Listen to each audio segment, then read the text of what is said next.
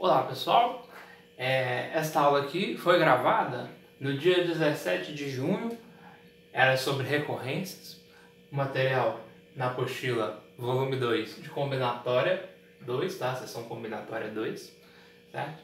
E aí o que nós fizemos nessa aula ao vivo e que faremos aqui agora de novo, né? São as questões 15, 16 e 17 do nível 2, que são três questões muito semelhantes uma à outra, né?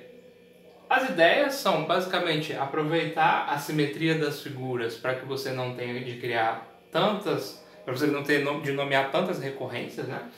E no final das contas a gente vai ter que isolar alguma das recorrências e usar alguma das técnicas que eu vou supor conhecidas já para resoluções de recorrências lineares, certo?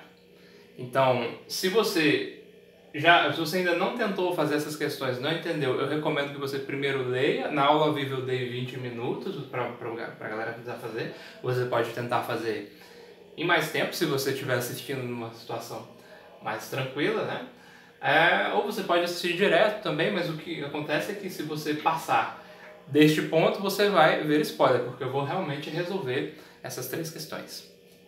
Vale lembrar também, meus caros, que se você quiser resumir a sua trajetória, essas soluções também estão escritas num documento em PDF que eu vou dar um jeito de anexar em alguma parte, em algum link, tá?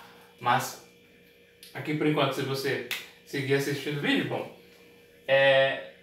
vamos imaginar que todos os caminhos que eu quero contar estão partindo sempre de A, porque é mesmo isso o que o enunciado diz, né? E o que é um passo nesse caminho? É sair de um vértice para outro, né? Sempre usando as arestas que o próprio tetraedro fornece aqui. Bom, quaisquer dois vértices distintos aqui estão ligados por uma aresta, né? Um tetraedro regular. E é exatamente dessa regularidade, ou seja, dessa simetria, que nós vamos nos aproveitar para economizar contas, tá? Então, eu vou dar nome de xn ao seguinte. Entenda bem, isso aqui é a quantidade de caminhos que, lembrando que eu só estou contando caminhos que partem de A, tá? Após n passos, chegam até o A de novo, tá?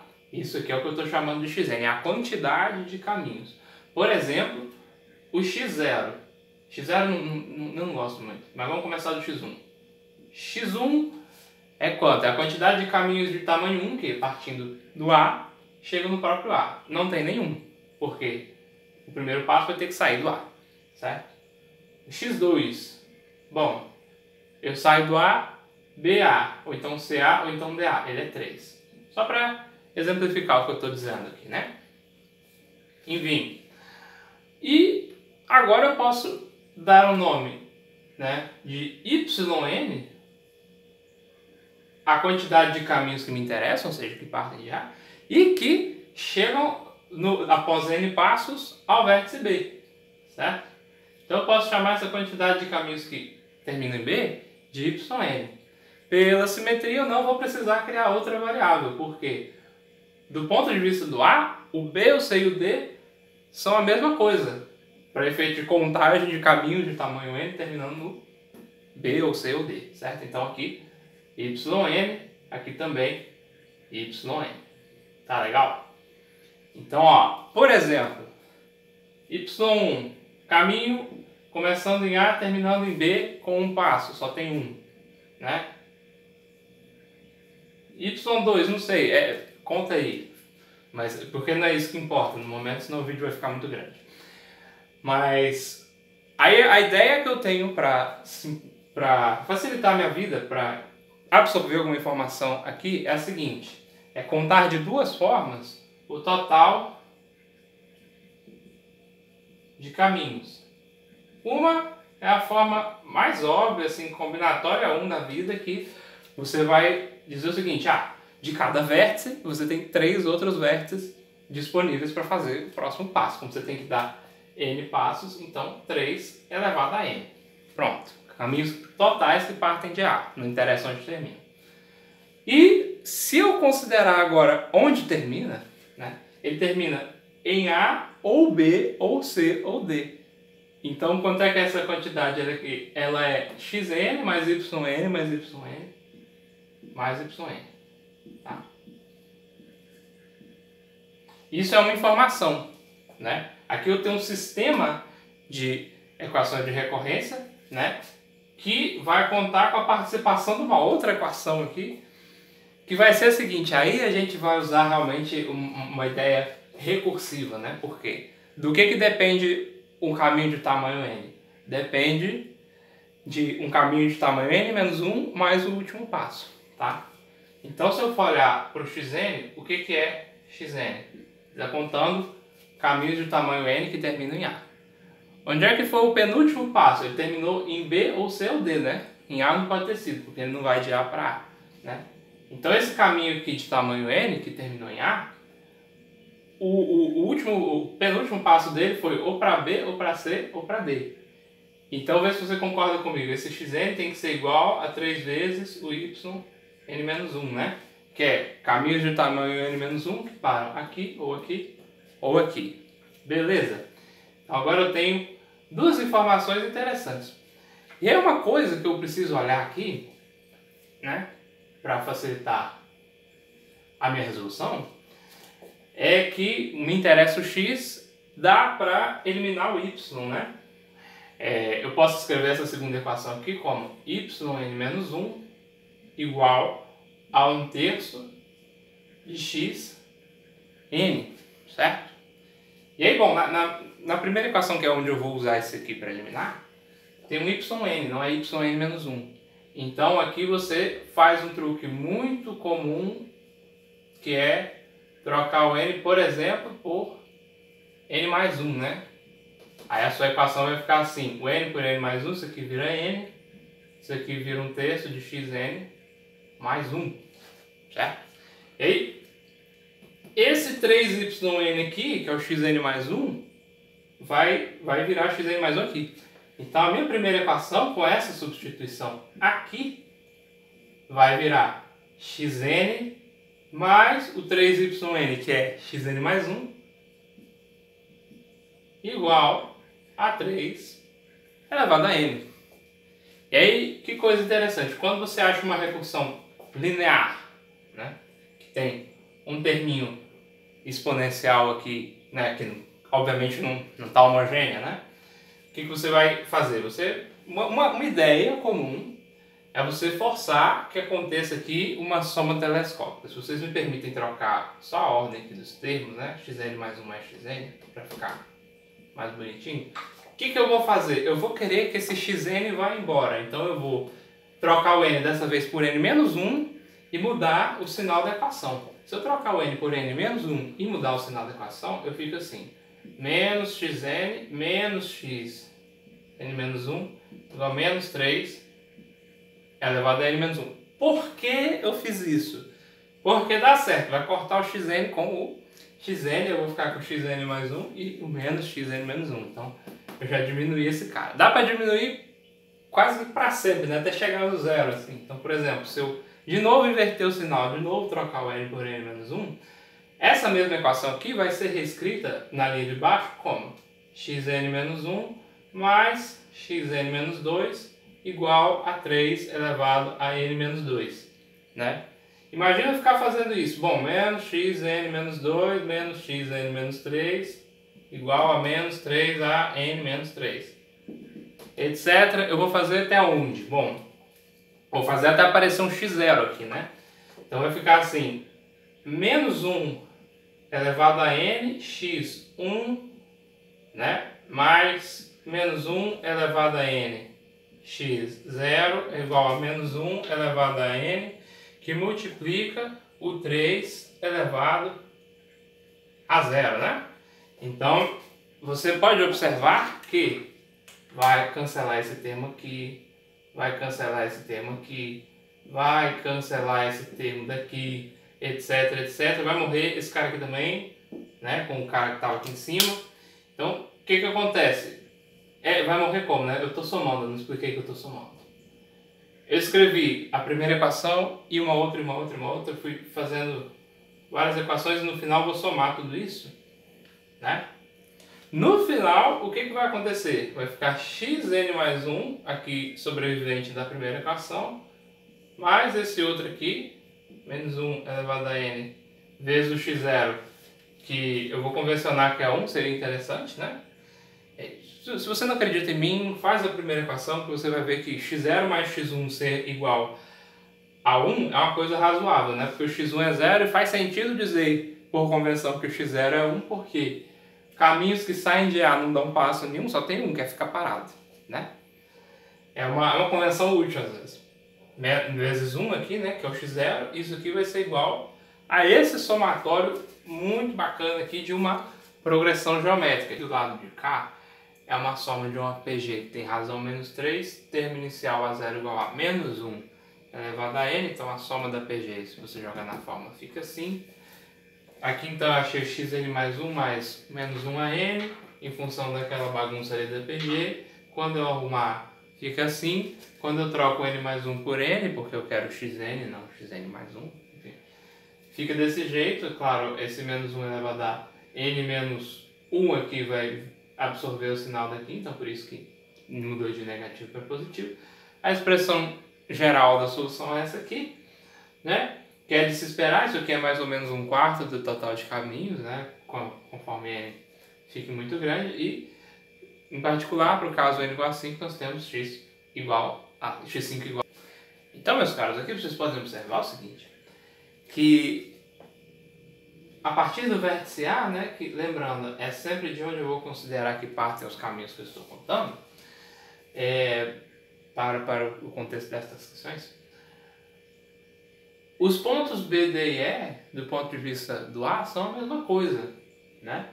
Os pontos C, F, H também.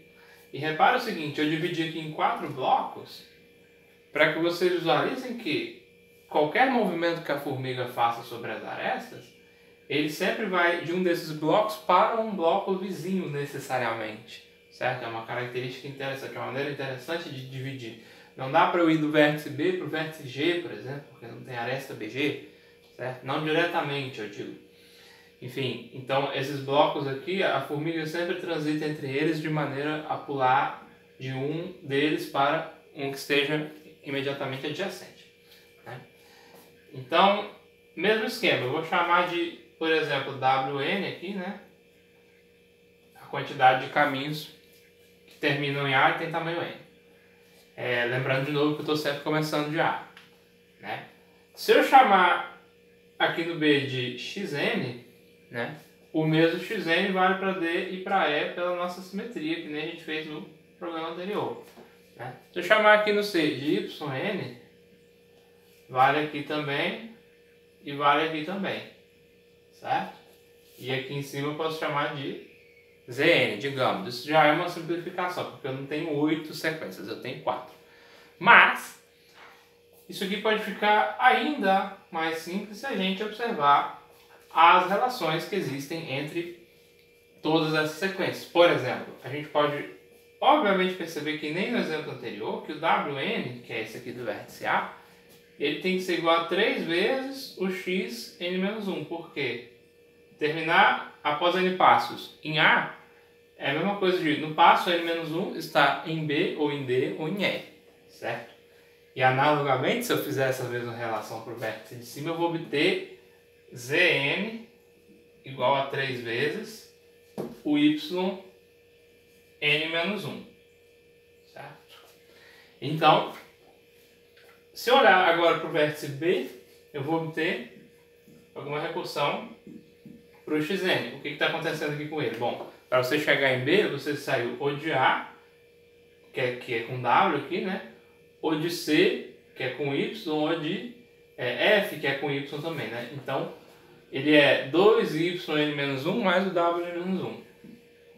Faz sentido? Então, ó, o y é a mesma coisa, né? Análogo aqui. O yn vai ser, se eu olhar aqui para o vértice C, né? Ele vem ou do G, ou do B, ou do D. Então é 2xn menos 1, né? Mais o Zn menos 1, certo? Então W e Z já vão sair da jogada, porque eu posso expressar os dois em função de x e de y, né? Então se eu montar de novo o meu sistema, lembrando que aqui eu vou fazer aquela troca, né? O xn aqui para mim, perdão, o W n menos 1, que é o que eu quero substituir aqui, vai virar 3xn menos 2, né? Aqui o zn menos 1 vai virar 3y n menos 2, né? Se eu me lembrar dessa transformação e dessa, eu posso passar para um sistema só nas recorrências x e y, né?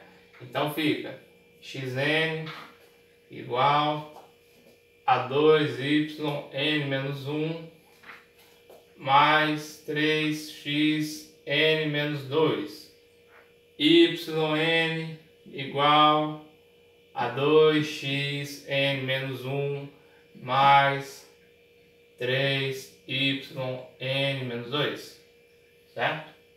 Então aqui eu tenho uma recursão já com, quer dizer, eu tenho um sistema de recorrência já com duas sequências só, x e y. É muito fácil isolar o y para a gente conseguir o x, porque está gratuito aqui, ó. Aqui nessa equação só tem um y, né? Então eu posso isolar aquele yn-1 ali da primeira equação. Yn-1 ele é metade de xn menos 3 metades do xn menos 2. Olha que sorte, dá para expressar em função só do x, tá? E eu vou usar essa expressão aqui dentro dessa equação para todo mundo que é y virar x e eu ficar só em função do x. Então que beleza, vai ficar assim, o yn vai virar meio xn mais 1 menos 3 meios x n menos 1. Isso vai ficar igual ao 2xn menos 1 que eu simplesmente repito aqui da segunda equação do sistema, mais 3 vezes o yn menos 2. Yn menos 2 é só trocar esse n por n menos 1. Então fica meio x n menos 1 menos 3 meios x n menos 3. Que alegria! Na hora que eu fizer essa conta aqui, então uma equação aqui que eu apaguei, mas que seria muito útil, porque o que nós queremos é o w e não o x, né? É você substituir cada x por 1/3 do w no próximo índice, né? Porque a gente escreveu que o wn é igual a 3xn menos 1, então eu posso reescrever essa equação aqui, né? Óbvio que esse 3 no denominador vai cortar, o n menos 1 vira n, 9/3 de wn menos 2 igual a 0. E o que a gente pode observar de interessante sobre o w? Lembra que eu estava medindo aqui, né? Wn é caminhos que param em A. Bom, se você observar a disposição daqueles blocos que eu tinha dividido do cubo, só dá para chegar nesse bloco e nesse bloco com um número par de passos, e só dá para chegar nesse bloco e nesse bloco com um número ímpar de passos a partir de A, certo? Porque você sempre trafega de um bloco para algum outro bloco vizinho, beleza? Então, o wn é igual a 0 para todo n ímpar, né? Porque quantidade de caminhos que dão um número ímpar de passos e param aqui de novo, 0, certo? Só dá para parar em A de novo se você der um número par de passos. Então, o w só me interessa quando o n for par, né? Então eu vou trocar o n por 2n, tá? Então quando eu voltar aqui nessa sequência, eu vou fazer a substituição aqui interessante, eu vou chamar o w2n, né? Eu vou chamar ele de an. Então troca esse n aqui por 2n, né? E corta esse denominador comum aqui, que não me interessa, né? Se você fizer isso, você fica com aqui, né? W2n mais 2 menos 10w2n mais 9w2n menos 2 igual a 0, só que esse w2n vai virar an, então eu tenho an mais 1 menos 10an mais 9an menos 1 igual a 0. Agora sim eu tenho uma recursão linear cujo polinômio característico é quadrático, certo? Polinômio característico A2 menos 10A mais 9, raízes 1 e 9, certo? Daí se eu tiver os valores iniciais dessa recursão, e eu tenho, né, eu sei que, por exemplo, que o A0, né, que é o W0, ele é 1, né? Se eu tiver esse valor aqui, o A1 é o W2, que é quantidade de caminho de tamanho 2, que é simplesmente vai para B e volta, vai para D e volta, vai para E e volta. O A1, portanto, é igual a 3, né? De posse dessas informações aqui, eu posso resolver a redução linear. Como? A gente sabe que se o polinômio característico tem grau 2, eu tenho aqui duas raízes distintas, o termo geral dessa sequência vai ser uma constante P que eu não sei qual é, vezes uma raiz elevada a n, mais outra constante Q que eu não sei qual é, vezes a outra raiz que é 9, elevada a n, tá? E eu sei A0 igual a 1 e A1 igual a 3. Então eu faço aqui A0 igual a 1, quer dizer, P 1 a 0 mais Q 9 a 0, né? Isso é igual a 1. E aqui com N igual a 1, né? Vou ficar P mais 9Q igual a 3. Eu vou achar que Q é igual a 1 quarto, que o P é igual a 3 quartos, certo? E o AM vai ter que ser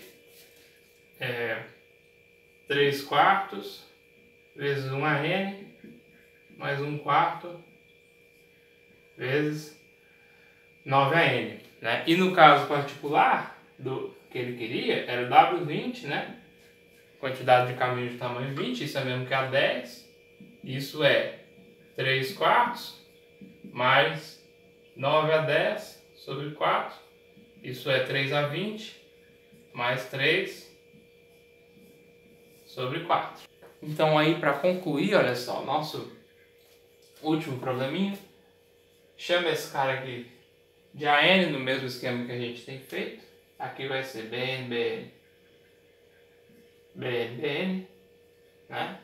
E lá embaixo eu vou chamar de CN, né? Daí, o que eu sei? Eu sei o AN em função dos anteriores aqui, que são 4B N-1, por uma explicação análoga que a gente fez anteriormente, né? Eu sei o BN, que é muito tranquilo, cada vérticezinho daqui, desse plano do meio, base das duas pirâmides quadradas, tá ligado a dois vértices dessa mesma base e aos vértices de cima e de baixo, né? Então BN é 2B N-1 mais A N-1 mais C N-1, e o CN, analogamente, é igual a 4B N-1. Então, ó que sorte, o AN tem que ser igual a CN para todo N mais ou menos razoável, né? Então, já substituindo aqui para achar só tudo em função de B e depois jogar aqui para o A, né? O que vai acontecer vai ser que o BN vai ser igual a 2BN-1 mais duas vezes, né? Porque esses dois caras são iguais. O próprio AN-1, que é 4BN-2, né? Então, BN é igual a 2BN-1 mais 8BN-2. Você, muito inteligentemente, observou que, se eu substituir pelo cara daqui de cima, vai ser que nem o 1/3 que eu cortei lá da outra vez na questão 16. Né? Esse fator 4 vai cortar aqui. Eu já posso dizer de cara que o AN menos 2A N-1 menos 8B menos 8A N-2 é igual a 0, tá? Eu sei essa relação de recorrência aqui. Eu sei quem é o A0, puxa vida. O A0. Eu não gosto muito do A0 não, né? Aquela coisa que eu fico cismado às vezes, porque eu falo que o A0 é 1, mas é só uma convenção minha, né? Vai que isso fura em algum momento, eu não tenho muita segurança. Aí eu boto A1. O A1 faz sentido, estou contando caminho de tamanho 1, que é 0, né? Porque se eu sair do A, eu não chego no A de maneira nenhuma. E o A2 é 4 por quê? Tem 4 vértices, eu faço ABA, ACA, ADA, AEA. Então, eu sei os valores, eu sei o polinômio característico, né, que é 2 menos 2A menos 8, cujas raízes são 4 e menos 2, né? Isso, a soma dá 2, o produto dá menos 8. Então aí, de cara, eu já sei que esse AN vai ter que ser um P desconhecido vezes 4AN, menos 2, vou colocar a raiz menor para cá, né? Antes da outra. Q vezes 4AN, eu resolvo o sistema. Eu sei A1 e eu sei A2. Então fica menos 2P mais 4Q, que é o A1. Esse cara vai ter que ser igual a 0. E o outro vai ser 4P mais 16Q, igual ao valor do A2, que é 4, né? Aí quando eu resolver esse sistema direitinho, eu acho que eu encontro o que o P é 1/3 e o Q é 1/6, né? Eu acho que é uma coisa assim. Isso, então o que vai acontecer é que o seu AN, o termo geral, ele é isso aqui, né? Ele é 1/3 do menos 2AN mais 1/6 do 4AN. Em particular, vai ficar meio grande a conta se você for fazer, mas o valor do A20, que é a resposta que ele quer, né? Que é uma quantidade de caminho de tamanho 20, vai ser 2 elevado a 20 mais 4 elevado a 20, né? Aliás, 3 vezes 2, 6, vezes 2 em cima vai ficar 2 a 21, né? Sobre 6. Isso aqui. Então, eu espero que vocês tenham gostado e até a próxima aula. Valeu!